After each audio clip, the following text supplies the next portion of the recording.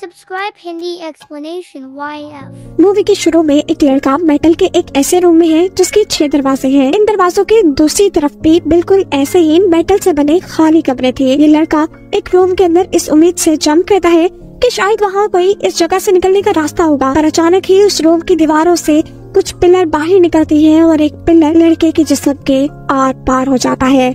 ये लड़का मर चुका था, जिससे मालूम होता है कि ये जगह एक डेथ ट्रैप है। अगले सीन में ऐसे ही क्यूब नुमा रूम के अंदर 3 लोगों को दिखाया गया है जिनको कुछ याद नहीं कि वो यहाँ कैसे पहुँचे हैं। उनके पास उनका कोई सामान भी नहीं है। इससे पहले कि ये लोग सिचुएशन को समझ पाते, एक आदमी इनके रूम में जूता गिराता है और ये जानने के बाद कि ये रूम सेफ है, वो हिरोशी नाम का लड़का इस रूम में जंप कर देता है। कुछ देर बाद इस रूम में एक लड़की भी आ जाती है और अब जब हिरोशी इस रूम से भी निकलने के लिए अपने ऊपर वाला दरवाजा खोलता है तो वहाँ से उसी लड़के की लाश आकर कमरे में गिरती है जो पिछले ही सीन में मरा था, जिसे देखकर ये सभी डर जाते हैं। एक लड़का तो दूसरे दरवाजे से यहाँ से निकलने का प्लान करता है, पर हिरोशी उसे रोक कर कहता है कि नहीं, ऐसे किसी भी कमरे में जाना सेफ नहीं है। वो अपना जूता पहनकर कमरे को चेक करता है। जूते के रूम में जाते ही तेज आग ने उसे जला दिया था, जिससे पता चलता है कि कुछ कमरों में खतरनाक ट्रैप्स हैं जो मुख्तलिफ सेंसर्स के जरिए ऑन हो रहे थे और अगर ये लोग उन ट्रैप्स वाले कमरों में चले जाते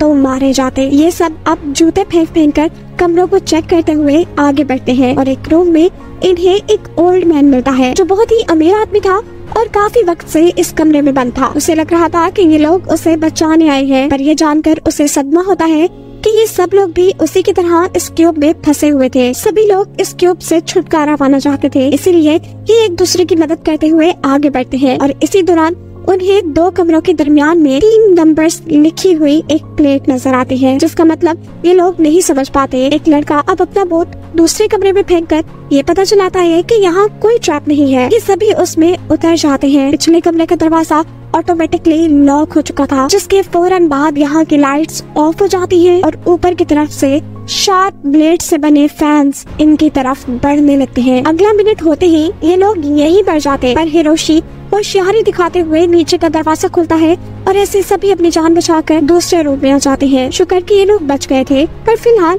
इनकी जूते फेंक कर रूम चेक करने वाली ये गेम फ्लॉप हो चुकी थी। अब इन्हें कुछ नया सोचना था। इस मर्तबा चिहारो रूम्स के दरमियान में नजर आने वाले नंबर्स को कैलकुलेट करके एक थ्योरी देता है कि यहाँ जितने भी रूम्स हैं उनके गेट पर इवन नंबर्स लिखी हैं, सिवाय एक गेट के जिस पर प्राइम नंबर है। हो सकता है कि उस रूम में ट्रैप न हो।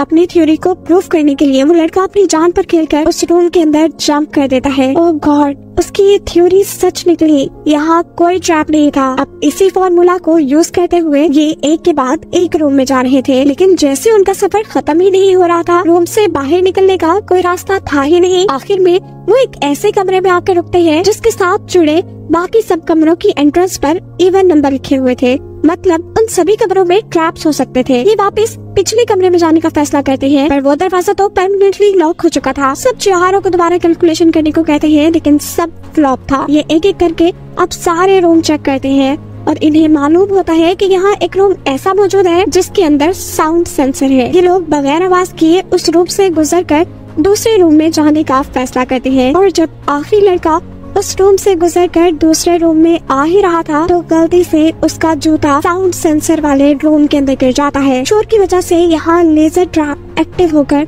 उस लड़के की टांग जख्मी हो जाती है। ये लोग दोबारा प्राइम नंबर वाली थ्योरी का इस्तेमाल करते हुए जैसे ही एक और रूम में आते हैं तो अब ये लोग परेशान हो चुके थे। ये वही रूम था जहाँ से इन्होंने आगे बढ़ना शुरू किया था। वो इस जगह से निकल ही नहीं पा रहे थे। चिहारो दोबारा कैलकुलेशन करता है और कुछ सोचते हुए ये लोग इस थ्योरी पर पहुंचते हैं कि जिस जगह वो मौजूद है ये एक क्यूब नुमा जगह है। सिर्फ यही नहीं, ये क्यूब घूम भी रहा है, बिल्कुल ऐसे ही जैसे पजल क्यूब को सॉल्व करने के लिए हम उसकी साइड्स घुमाते हैं। इसीलिए शायद ये लोग इस जगह से कभी बाहर नहीं निकल सकते। हिरोशी ये सुन पाकर रुक चुका था। वो कहता है नहीं, ऐसा नहीं हो सकता, मैं रुक नहीं सकता क्योंकि मेरे पास वक्त नहीं है। मेरी वाइफ मेरा इंतजार कर रही है, मैंने उससे वापस आने का वादा किया है। वो सभी को अगले रूम में पढ़ने का कहता है और ऐसा करते हुए जिस क्यूब में ये लोग थे वो अचानक बहुत तेजी से हिलने लगा, जिसके नतीजे में छोटा हिरोशी और उसका साथी ट्रैप क्यूब में गिर जाते हैं, जहाँ बहुत सी लेजर बीम्स उनके ऊपर हमला करती हैं, जिनसे ये लोग बहुत मुश्किल से ही बचते हैं। हिरोशी अपने साथियों को बचाने के लिए अपनी जान पर खेलकर उस खतरनाक क्यूब में उतर जाता है। इन दोनों को बचाकर वो सेफ क्यूब में भेजता है, पर उसकी बुरी किस्मत, वो लेजर्स का शिकार होकर मर गया था। उसकी मौत से सभी सदमे में थे। अगले कई घंटे ये लोग हिरोशी के मरने के गम में रहते हैं और फिर दोबारा हौसला करते हुए यहाँ से निकलने की कोशिश में लग जाते हैं। चिहारो एक नई कैलकुलेशन करते हुए इन सबको बताता है कि गेट्स पर लिखे हुए जिन नंबर्स को ये लोग इवन और प्राइम नंबर समझकर आगे बढ़ रहे थे, असल में वो नंबर्स इस बड़े क्यूब के अंदर छोटे छोटे क्यूब्स की डायमेंशन बता रहे हैं, एक्स, वाई और जेड एक्सेस पर। वो अब और बड़ी कैलकुलेशन करते हुए फाइनल रिजल्ट निकालता है कि अगर वो लोग वाई एक्सेस को फॉलो करते हुए आगे बढ़े तो इन्हें सेफ रूम भी मिलेंगे और कुछ ही रूम्स पार करने के बाद ये लोग क्यूब के एज यानी किनारे पर भी पहुंच जाएंगे, जहां से बाहर निकलना आसान होगा और इस टॉर्चर भरी जिंदगी से उन्हें आजादी मिलेगी। इसी फॉर्मूला को फॉलो करते हुए ये लोग एक रूम में आ जाते हैं। यहाँ इन्होंने कुछ देर रेस्ट करने का फैसला किया था और वो ओल्ड मैन यहाँ इन सब लोगों से कहता है कि मुझे लग रहा है कि ये मेरे दुनिया में किए हुए गुनाहों की सजा है। शायद हम इस जगह से कभी नहीं निकलेंगे। मैंने बहुत से लोगों को धोखा दिया था और ये मेरी सजा है। उसके ऐसा कहते ही ऊपर से लोहे के रॉड्स आकर नीचे गिरते हैं और ये क्यूब 2 हिस्सों में डिवाइड हो जाता है। इस क्यूब के साथ उनकी टीम भी अब आधी आधी डिवाइड हो चुकी थी। ये लोग अब अलग अलग ही आगे बढ़ने का फैसला करते हैं। ओल्ड मैन और शिंजी दोनों को ही मैथ नहीं आता था, लेकिन हार वो भी मानने वाले नहीं थे। चिहारो, वो लड़की और उनका दूसरा साथी अब अपनी कैलकुलेशन करते हुए आगे बढ़ते हैं। यहाँ एक स्क्रीन थी जिसमें चिहारो के साथी को उसके पास्ट की बुरी यादें दिखाई जाती हैं, जहाँ उसके भाई पर दुनिया ने बहुत ज्यादा जुल्म किए थे। वो सुसाइड कर रहा था, लेकिन उसने अपने भाई की जान नहीं बचाई। ये सब देखकर वो गम से पागल हो जाता है और अपना सर पकड़कर रोने लग जाता है। चिहारो, जो छोटा बच्चा था, वो भी बनने वाले लड़के की स्टोरी देखकर सदमे में इसलिए आ चुका था क्योंकि दुनिया उसके साथ भी बिल्कुल वैसा ही जुल्म करती थी। दूसरी तरफ शिंजी और वो ओल्ड मैन जूते फेंक फेंक कर रूम्स को पार कर रहे थे और यही वो ओल्ड मैन शिंजी से कुछ बुरी बातें कहता है। वो कहता है कि जवान लोग काफी जज्बाती होते हैं और ये सब सुन शिंजी को गुस्सा आ चुका था। वो गुस्से में बिना कुछ सोचे समझे उस आदमी का सर दरवाजे में रखकर दरवाजे को बार बार बंद करता है और उस आदमी को मार देता है। सीन दोबारा दूसरे ग्रुप की तरफ शिफ्ट होते हैं, जहाँ चिहारो उस लड़के को बुज़दिल कह रहा है क्योंकि वो ना अपने भाई को दुनिया से बचा सका और ना ही मरने से। चिहारो खुद अब बहुत ज्यादा डिप्रेस हो चुका था। वो जीना नहीं चाहता था, इसीलिए वो इस कमरे का नीचे वाला दरवाजा खोलकर एक ट्रैप रूम में जंप करने का फैसला करता है। लेकिन इस मर्तबा दूसरा लड़का अपने गिल्ड को खत्म करने के लिए चिहारो को मरने से बचा लेता है। अब ये लोग आगे बढ़ते हैं और इस रूम में जब वाई एक्सेस पर ये लोग एक दरवाजा खोलते हैं तो फाइनली उन्हें इस क्यूब से बाहर का रास्ता दिख चुका था, लेकिन बाहर बहुत ज्यादा अंधेरा था। वो एक क्यूब रूम को लिफ्ट के तौर पर काम करते हुए भी देखते हैं और इनके ख्याल में यही क्यूब लिफ्ट इन्हें बेस तक ले जाएगी। अब ये लोग एक और मर्तबा कैलकुलेशन करते हैं जिसकी मदद से ये लोग लिफ्ट क्यूब तक पहुंच सके। कैलकुलेशन करते करते ये लोग आगे ही बढ़ रहे थे कि इन्हें अब शिंजी भी मिल चुका था जो ओल्ड मैन को मार चुका था। जब ये लोग ओल्ड मैन के बारे में उससे पूछते हैं तो वो कहता है कि ट्रैप रूम में जाने की वजह से वो मर गया। खैर, अब ये लोग आगे बढ़ते रहते हैं और शिंजी आखिर में जबरदस्ती इन सब लोगों को एक ट्रैप रूम के अंदर ले आता है। उसके जहन में पता नहीं क्या चल रहा था, उसे शायद इन सबको मारना था। इस रूम में आकर वो इन सबको बताता है कि ओल्ड मैन को भी उसी ने कत्ल किया था।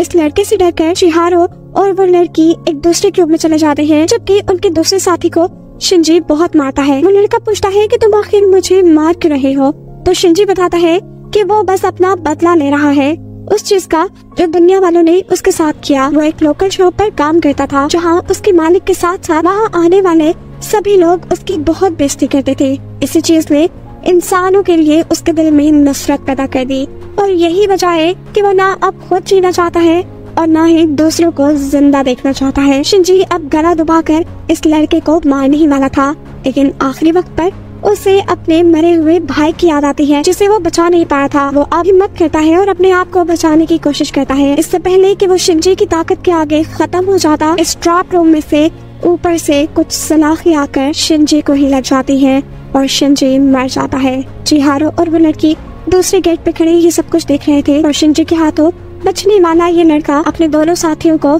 इस कमरे से बाहर निकालते हुए अपने आप को इनके लिए कुर्बान कर देता है। फाइनली चिहारो और वो लड़की लिफ्ट ट्यूब तक पहुंच चुके थे, लेकिन चिहारो सदमे में था। उसके साथ जितने भी साथी थे वो पीछे रह गए थे, कुछ मर गए थे। ये लड़की उसे सहारा देती है और कहती है सामने देखो, जहाँ से बहुत तेज रोशनी आ रही थी। इसका मतलब था कि चिहारो इस क्यूब की एग्जिट तक पहुँच गया था। वो फाइनली इस टॉर्चर क्यूब से बाहर निकल गया था। चिहारो पीछे लड़की को देखता है और लड़की उसे कहती है तुम जाओ, आगे बढ़ो, अपनी लाइफ जियो, मैं बाकी बचे हुए लोगों को ढूंढने के लिए यही रुकूंगी।